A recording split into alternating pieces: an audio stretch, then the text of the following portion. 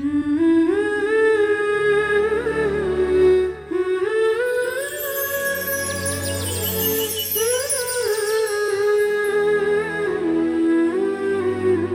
पार्वती, तनिक दर्पण में भी तो देखिए।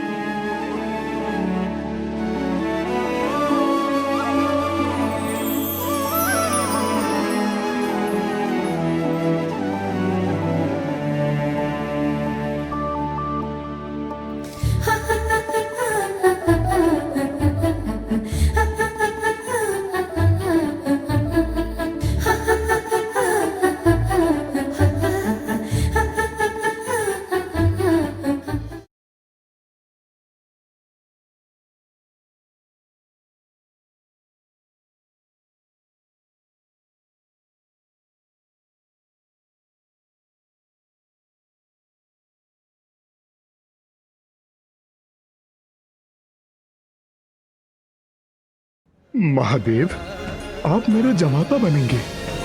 मैं तो धन्य हो गया। ये शगुन का थाल आप स्वीकार कीजिए।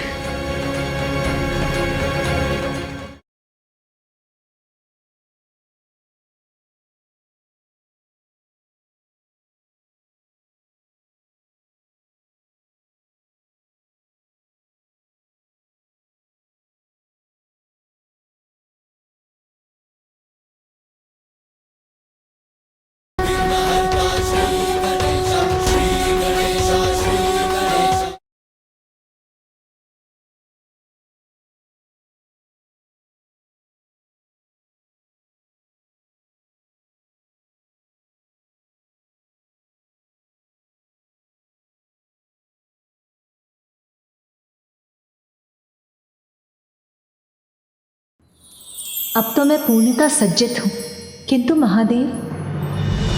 प्रणाम महादेव।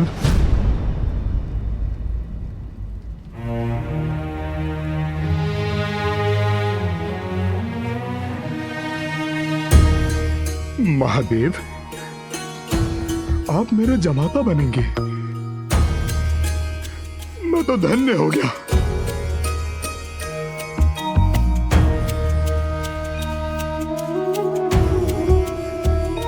ये शगुन का थाल आप स्वीकार कीजिए।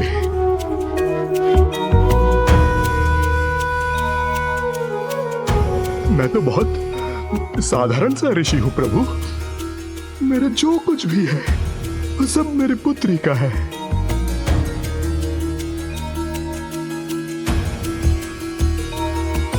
आपको भेंट देने के स्वरूप में अपने हाथों द्वारा तैयार की हुई केवल ये रुद्राक्ष की माला ही ला पाया।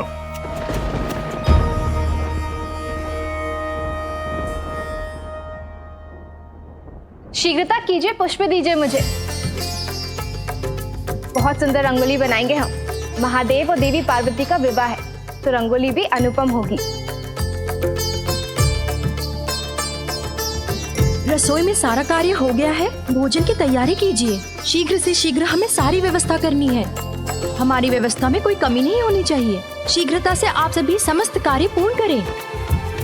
अरे, रंगोली में और उजले रंगों का प्रयोग कीजिए जो मंगल के प्रतीक हो और उनकी चमक बारातियों को आनंदित कर दे।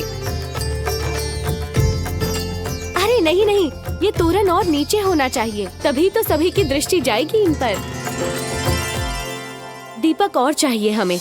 संपूर्ण भवन दीपकों से सज्जित और प्रकाशित होना चाहिए। शीघ्र करिए आप सभी, अनेकों कार्य शेष हैं जी। और बारात का स्वागत पुष्प की मालाओं से करना था। पुष्प आए? अभी लेकर आते हैं हम। चलो। मामी जी,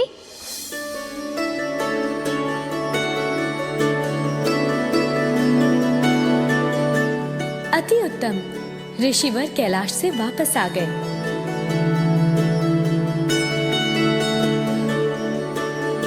प्रणाम मामी जी। प्रणाम देवी लक्ष्मी। प्रणाम ऋषिवर, आपका स्वागत है।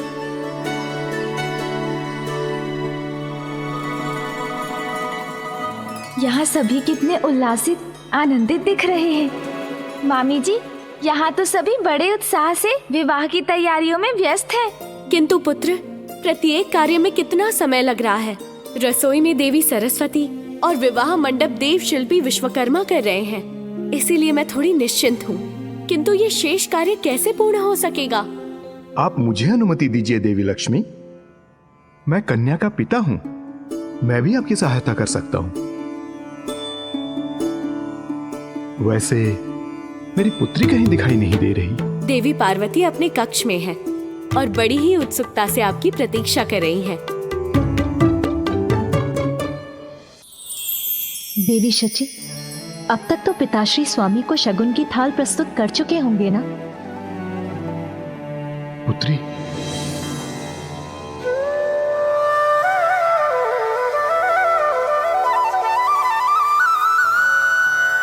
प्रणाम पिताश्री। पुत्र, तुम भी आए हो? हाँ माँ।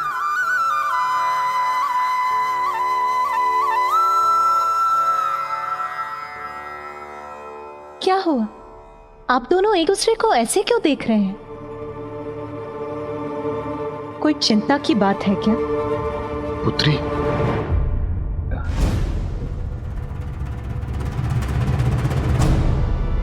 गजानन ने क्यों रोक दिया मुझे? क्या हुआ? आप शांत क्यों हैं? क्या स्वामी ने उन्होंने शगुन की थाल को स्वीकार नहीं किया? क्या वो यहां नहीं आ रहे?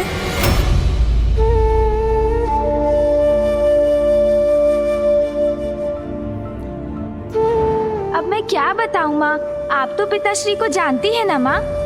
जानती हूँ, अर्थात? उन्होंने शगुन तो स्वीकार किया, किंतु क्या पुत्र?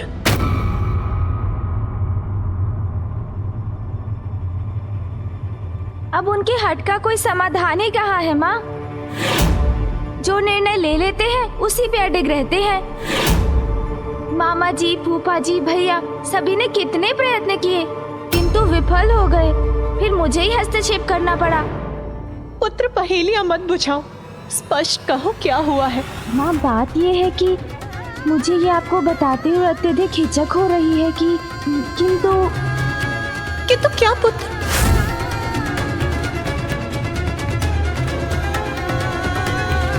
माँ, पिताश्री को आपके पास आने से रोक पाना बहुत कठिन हो रहा था ना। इतने अधीर हो रहे हैं वो आपसे विवाह करने के लिए।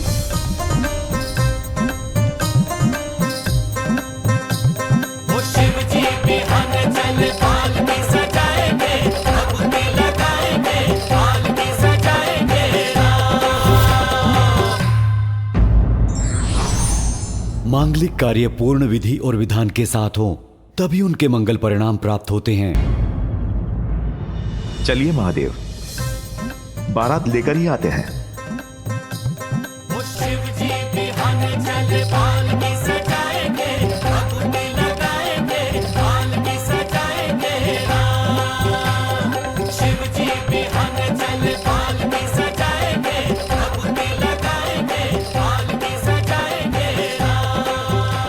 रुको पुत्र, तुम कहाँ जा रहे हो? तुम्हें तो अभी एक निर्णय लेना है। अब मुझे कैसा निर्णय लेना है मामी जी? यही कि तुम वर पक्ष से हो या वधु पक्ष से। वर वधु को मिलाने का कार्य तो तुमने ही किया है।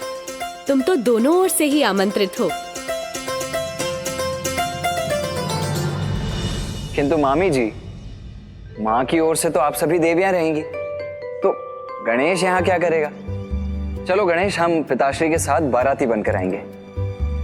अच्छा, सोच लो पुत्र, यहाँ मैं और देवी सरस्वती समुचित व्यवस्था करेंगे। स्वादिष्ट भोजन होगा, बहुत आनंद आएगा तुम्हें। व्यवस्था तो वहाँ मामा जी और फूफा जी भी करेंगे, तो आनंद तो वहाँ भी आएगा गणेश।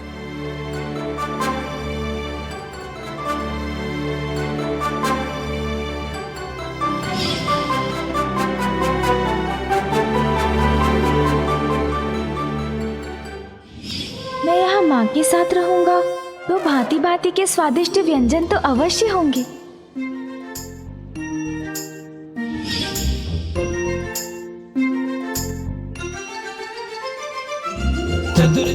पिताश्री के साथ रहा तो नहीं, उचित निर्णय लूंगा मैं। मामी जी और बुआ जी एकाकी सब कुछ कैसे करेंगे, और वहाँ कैलाश पर मामा जी को भी सहायता चाहिए होगी। मामी जी और बुआ जी, मैंने निर्णय ले लिया, मैं यहाँ भी रहूँगा और वहाँ भी।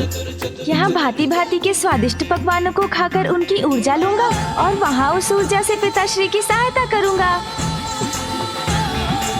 भैया, आप पिताश्री के साथ कैलाश जाइए, मैं शीघ्र ही वहाँ पहुँचता हूँ।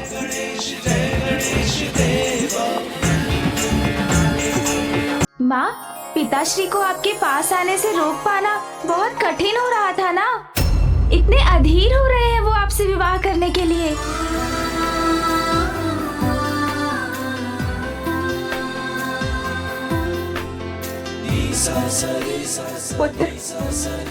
बता रहे हो मुझे? नहीं माँ, अब मैं आपको क्या बताऊं? मैं तो बहुत साधारण सा ऋषि हूँ प्रभु।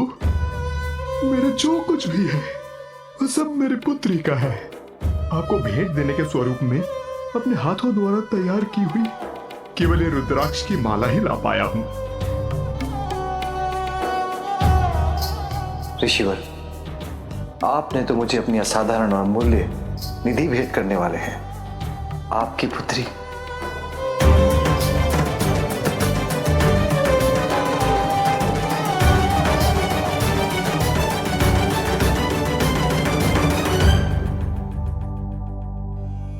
प्रभु, अपना तिलक करने की मुझे अनुमति दीजिए।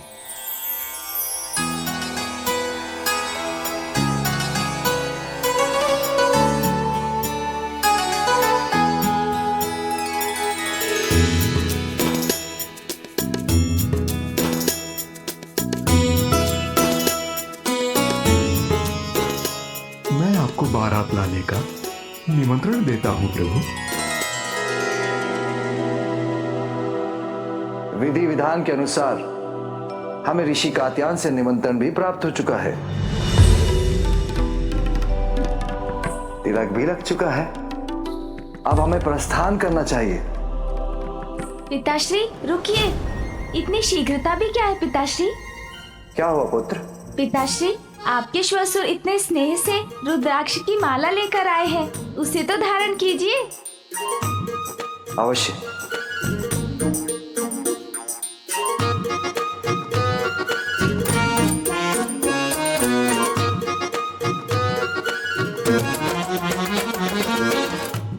लो, पहन ली माला।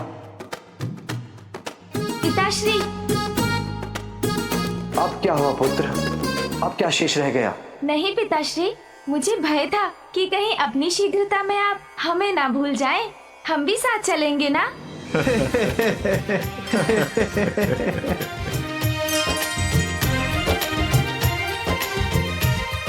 कात्यायन जी, आप प्रस्थान कीजिए, हम बारात लेके आते हैं।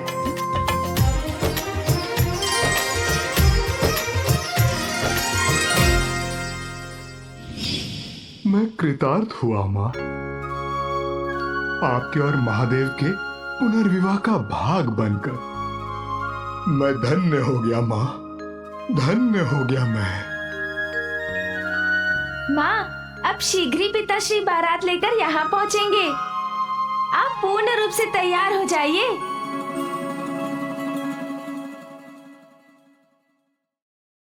पुत्र, अब विधिवत रूप से विवाह संस्कार की सभी रीतियां आरंभ होगी। सर्वप्रथम मैं जानता हूँ बुआ जी। सर्वप्रथम हल्दी की विधि होगी।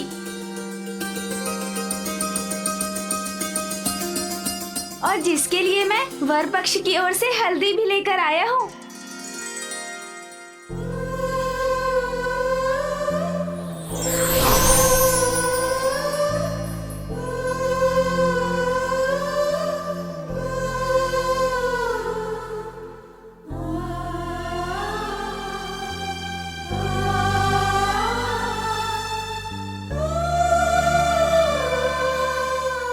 ये हल्दी तो स्वयं स्वामी ने मेरे लिए भेजी। ये हल्दी तो मेरे लिए प्रसाद के समान है।